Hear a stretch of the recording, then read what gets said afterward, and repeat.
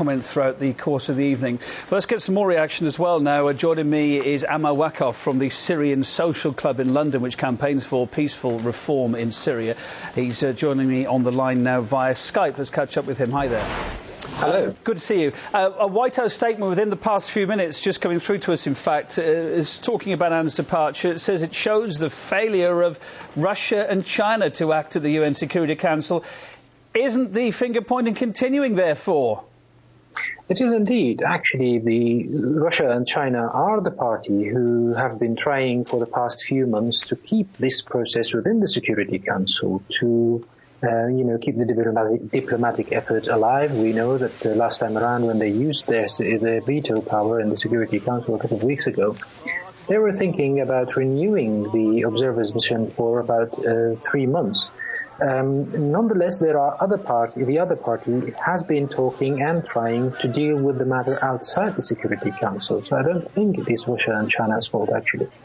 OK, let's look at the bare facts here. Is this departure a sign that diplomacy cannot solve Syria now at this stage? I think sincere diplomacy could always do so. The problem we had with the Annan plan since day one is that once it was adopted back in March by the Security Council, the next day the likes of the Saudis and the Qataris went on publicly saying that they would continue to arm the resistance, what they call the resistance, the armed groups on the ground.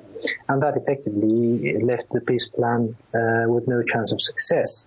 However, the international community as a whole, including Russia and China and the Western countries and the regional countries, if they realize that no one is going to victor out of this battle, and it's only going to result in the destruction of Syria and, more turmoil for the Syrian people, then probably there might be a chance for sincere diplomacy that could work. Thinking now about Kofi Annan's departure, he said international powers had failed to put enough pressure on the warring side. Which countries is he referring to there, do you think?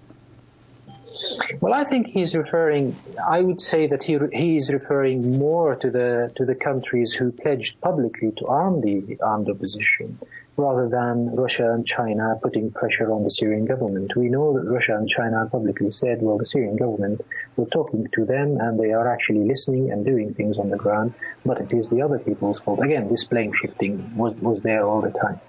But there is this international, if we look at this resignation within the international dominance game that apparently is going on in the world, then if we go back a couple of weeks to what happened in the Security Council, the Western powers tried to push for a resolution or a draft resolution towards threatening the Syrian president if they do not, if he does not adhere to taking heavy armory out of towns and stop using them.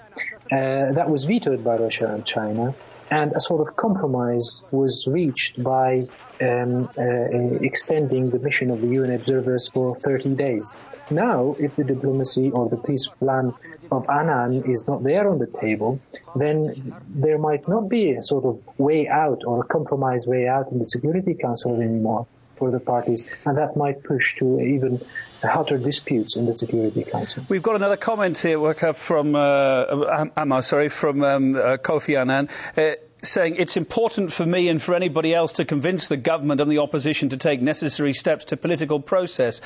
But it kind of begs the question, Kofi Annan, a hugely respected, hugely influential and experienced diplomat, yet he couldn't effectively exercise his role despite his best efforts. What are the chances that his successor can do any better?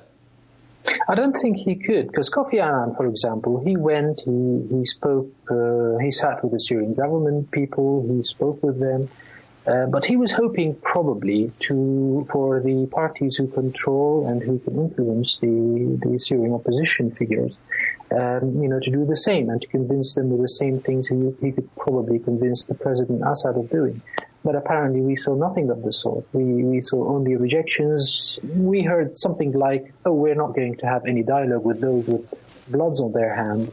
And that only led to more blood being shed, in a sense, in Syria. I don't think his successor, however clout he might have, would be able to do anything about it, as long as those people who control these armed groups are not neither willing nor capable, probably, to influence. A final quick thought from me, if you would. Now that Annan is quitting, then what future do you envisage for Syria? Where do you think it's going to go personally?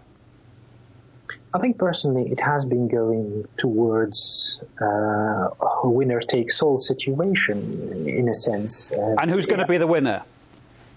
I don't know. It is very complex. It's very complicated. It's a sort of third world war that we are living at the moment, and it's all happening in Syria.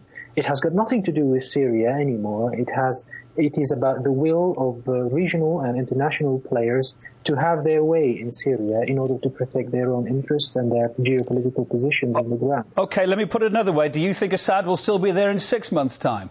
I think he will be. Thanks for your thoughts. Amar Wakaf, member of the Syrian Social Club. Appreciate it.